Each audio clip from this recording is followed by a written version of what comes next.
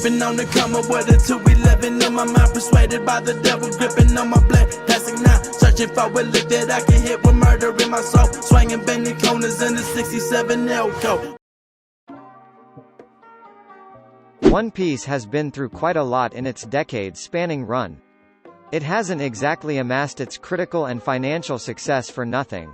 With consistent world-building and ever-increasing stakes, the series has managed to keep its fans' attention for a pretty long time.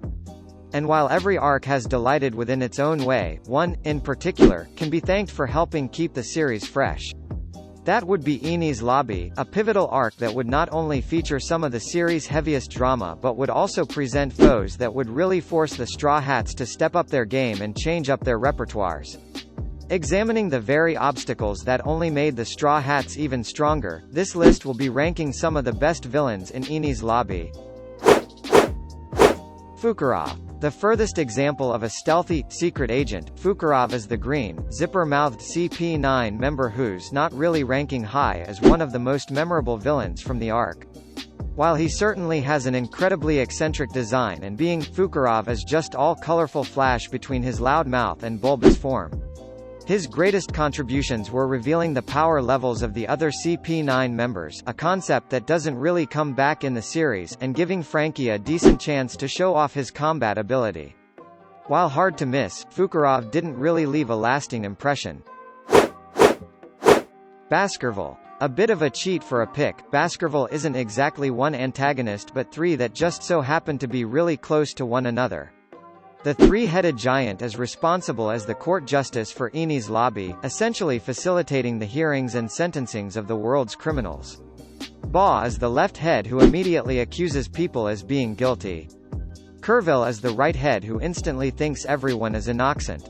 And is the middle head who kind of just says whatever but inevitably just leans towards immediate execution. While a campy trio, the wild indecision and volatile aggression of the Baskerville group is incredibly worrying for the justice system of an already creaky government.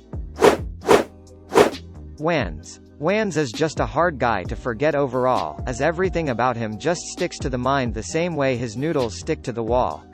He was one of the guards protecting a cart on the C train to Enies Lobby and stood toe-to-toe with Sanji. Surprisingly enough, he got a decent amount of offense in, creating an entire suit of armor made of ramen to counteract a lot of Sanji's movements. That, however, wouldn't be enough to mitigate the Straw Hats' cook, as Sanji would make this encounter memorable for both Wanzi's defeat and the special reconstructive surgery that Sanji gave him with his kicks.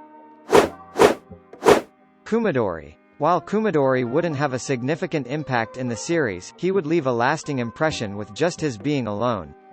As another eccentric member of CP9, Kumadori made his mark in the series as the kabuki actor who screamed of a man's passion and manipulated the growth of his hair in combat.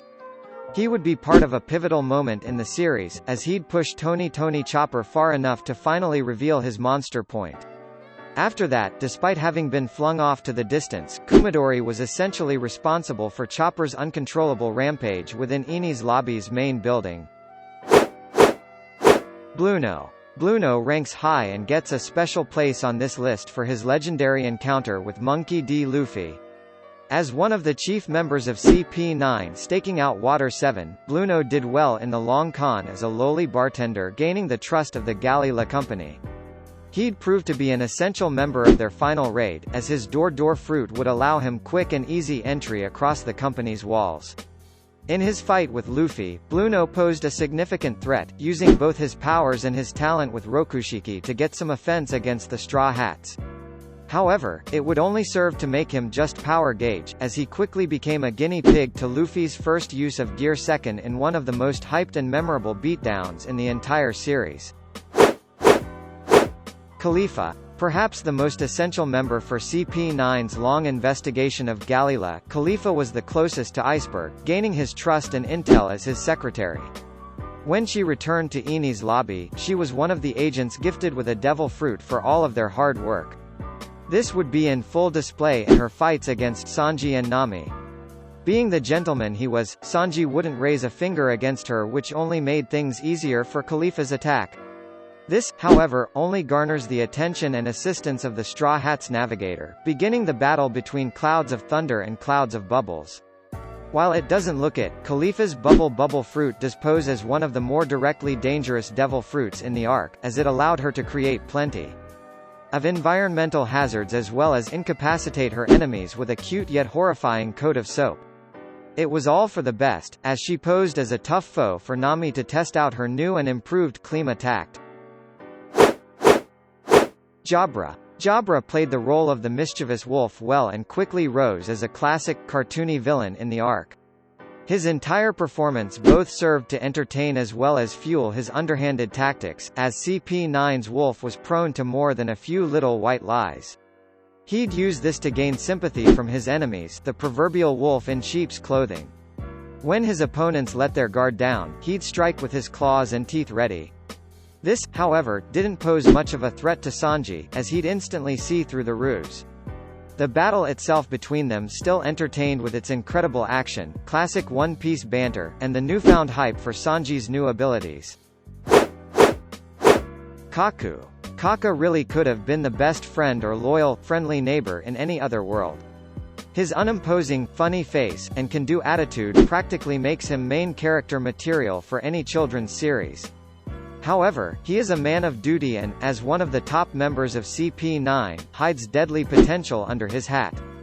The other one of the agents gifted with a devil fruit upon CP9's return, Kaku would gain the terrible power of the giraffe. While funny at its surface, Kaku's adaptability and poise would turn the extending features of this animal into deadly, unpredictable weapons against the likes of Roronoa Zoro. He'd be responsible for one of the best fights in the arc and one of the most memorable and hilarious battles in the series' entirety. Rob Lucci.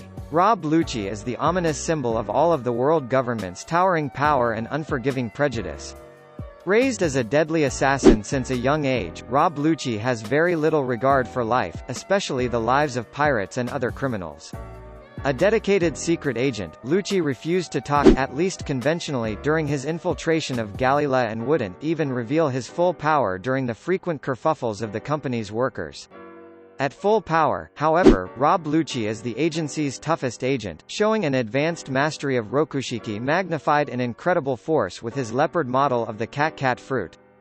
He'd be the first person to really outclass Luffy in both genuine strength and skill and was the ultimate test of the Straw Hat's readiness for the Grand Line as a whole. Spandam. While his overall demeanor and distaste among the One Piece community may not pose him as this way, Spandam is the main antagonist of Enies Lobby. He is the facilitator and instigator of CP9's operations on Water 7, and the main captor of Nico Robin. He is a magnificent representation of the overzealous and prejudiced nature of the world government and how that translates to actual government operations. This means blatant cowardice, ruthlessness towards pirate kind, and, in a wonderful display of the government's own oversight and negligence, incompetent with the use of one button. He is the center of the arc's conflicts and a representation of what has made the world government a flawed yet dangerous regime.